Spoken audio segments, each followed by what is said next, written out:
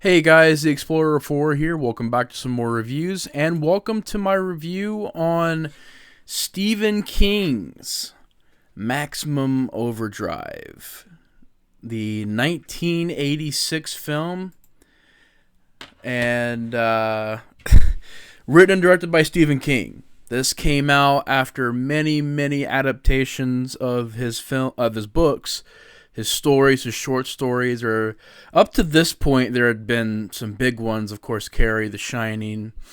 I don't think Pet Sematary was out yet. I think Pet Sematary came out after this movie. But Children of the Corn had been out by this point.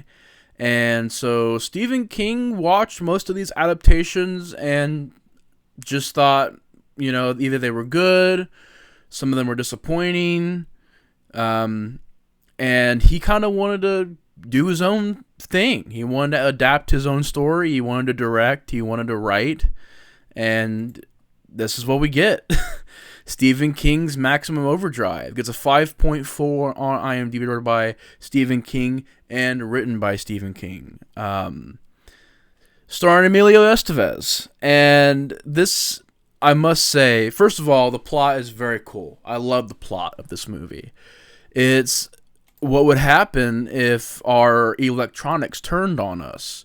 Lawnmowers, trucks, cars, soda machines, anything that you can think of that we use on a daily basis.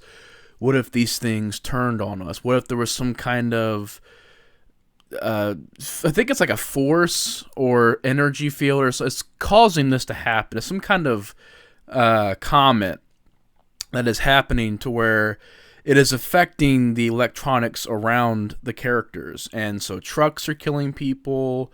Like I said, you got lawnmowers, pretty much all these machines that are starting to kill everyone.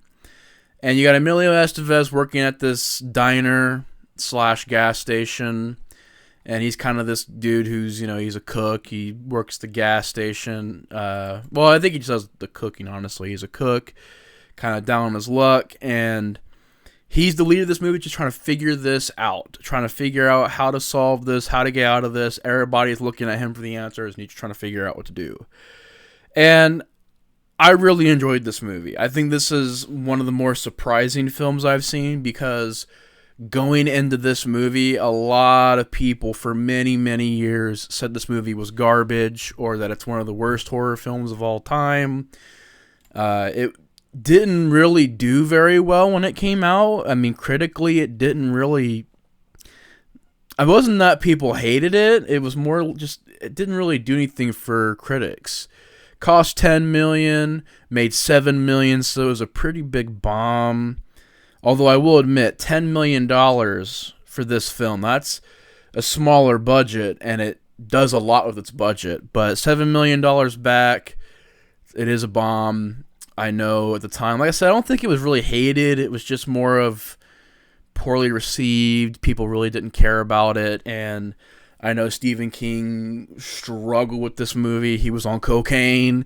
He's going wild. It was the 80s. He was losing his mind on cocaine. He was stressed out. He really didn't know a whole lot about directing. It wasn't that he didn't know anything at all. It was just that he found it very difficult and stressful, and just learning different techniques and different shots. And he had a lot of people there to help him as well. I'm assuming he had assistant directors and everything helping him out.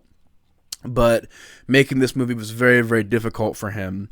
And I don't think he would go on to direct anything else. I'm going to check that real quick. But I know in interviews he said this was a very difficult film to make. And it was much more different than just writing and acting. And I mean, this movie, it is the only film he's made. Only credit he has is this film. And I don't understand why this movie is so hated. I really don't get the hate for this movie. I really just, watching it back, does it have issues? Yes. There are things in this movie that do not work. There are a lot of editing issues. There are times where the editing is just really looking choppy. I don't know, certain scenes didn't smooth together. They just was very choppy. some of the over-the-top nature of it got a bit much at times to where it was near parody level. So I will admit that it at times the tone maybe got a little bit too silly. I hated this one character. It's basically this couple. They just got married. And the guy, he wasn't too bad. At first, I was like, I don't really care about this character. But he ended up becoming a decent character.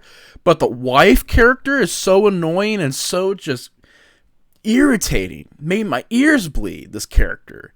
And I swear I've seen her in other films. It's just really, really annoying. I don't know why they kept her alive. It's like, you figure they would have all this annoying nature to the character. It's like, well, maybe they'll have a brutal, gory death for this character. No. It ends up, she's just I can't talk. She ends up surviving. And sorry about that. I don't know what the hell just happened. My freaking brain went. But she ends up surviving. See, I'm so shocked and surprised by that and bewildered and flabbergasted that I can't even speak because of it. She survived. But yeah, she survives the movie. She ends up being one of the survivors. And there's a lot of survivors in this movie. That's another thing I think I'll say as a problem is it's just like a lot of people survive for no reason. However, besides that, I think the movie is very well done. I think the action scenes and the way that that Stephen King was able to pull off certain scenes, I must say he didn't do that bad of a job as a director. Like I said, the editing you could say was his fault or the editor. I don't know whose fault that was. It was just kind of choppy editing, so it could have been just the editor. But as far as just the scene of the neighborhood that's just in ruins and dead bodies everywhere, the baseball scene with the vending machine shooting the freaking soda pops out and hitting people in the head, and kids being flattened by this giant machine like a roller on it. A lot of the explosions and people getting rocket launchers and machine guns and blowing up trucks and gas stations blowing up and fires, and there's a lot of stunt work and a lot of explosions, pyro work. I know there was a big issue where one of the explosions was so intense that, houses way down the road had their windows blow out and out of the impact of the explosion, and ended up being bigger than what it needed to be. But they got it on film and it looks great. And all this being practical, and I say that because obviously today they would use a lot of CGI, and I think in this movie, the practicality of it looks great. There's not really any bad effects in this film, and there are times where you can see the truck, the inside of the truck, and there's nobody inside of it. So I don't really know how they pulled that off. I don't know if they just had it where someone was like ducked down and driving with one hand or what, but usually what they'll do is they'll just tint the windows real dark so you can't see inside of there. So it's like, oh, there's nobody in there. It's like, well, yeah, can't see inside the car. But in this movie, it's empty. So I really like the way that was done. I love this crazy lunatic idea that you have a semi-truck that is just, it's got the Green Goblin's face on it. Now, the fact that they could do this and get away with that, I don't even know how they're able to still put this on there. Like, does Marvel have a say in this movie? Do they have a royalty check sent to them because of this movie? Does Halloween 3 have a royalty check too? Because I was watching some of the features for this film, and the trailer, look up the trailer for Maximum Overdrive. It is the Halloween 3 theme song. It is literally the theme song to Halloween 3. I really don't know what the marketing was for this. It wasn't marketed at all very well. A lot of the trailers and teasers just sucked. Nothing about them seemed interesting. You had Stephen King just sitting there pretty much being like, I'm tired of people adapting my movie. I'm tired of them adapting my movie and it sucks. I'm going to do my version. It's like, that's all the teasers are. It's just him sitting there talking about this movie. And it's like, y'all couldn't create anything. You couldn't have AC/DC all through the trailers. You couldn't do something. And honestly, I think what it is that this movie was marketed as a straight up horror film, and it's not. I don't really think this movie's scary. I think the idea is cool, creative. I think it's fascinating. The idea of machines turning on us, it's a pretty cool idea. But it's not scary. So the fact that they marketed it as a horror film and not this crazy, over-the-top ride, big mistake there. Big mistake at not utilizing the AC/DC soundtrack in the trailers and teasers. Big mistake at just marketing in general. They just really didn't do very well at the marketing, which can really hurt a film. A lot of people don't realize that. A lot of people think that marketing is a small part of film. It's a giant part of film. If the marketing sucks, it can really hurt, because if you don't have that name recognition, or you don't have that drawing factor, doesn't matter how good your film is, if you're not getting people there to see it, it hurts. And unfortunately, the marketing for this film hurt it a lot. And I think, though, this movie does get a bad rap, because I honestly don't know what is so bad about it. Yeah, the tone at times can be a bit too much, to where it gets to where it's goofy, like Goof Troop goofy, where it's just too much for me. Yes, there are times where the editing's a bit choppy. Yes, there are times where the characters are annoying. They make dumb decisions. But those are bare minimum problems, to me at least. I think that the story is very creative. I love the rest of the cast in the movie. These characters are actually very well done. I like Emilio Estevez in this film. I like the lead chick. She did a pretty good job. There's a lot of gore, a lot of practical effects, a lot of good moments in the movie where Emilio Estevez has the rocket launcher and fires the rocket launcher and blows up a truck.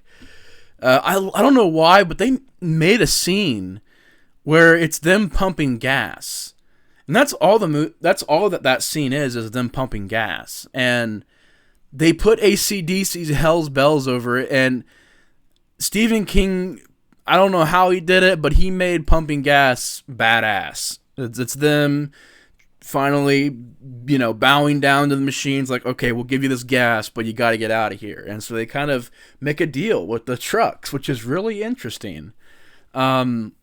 But yeah, it's a film that, like I said, it's very unique. It's very different. I'm glad it finally got a Blu-ray.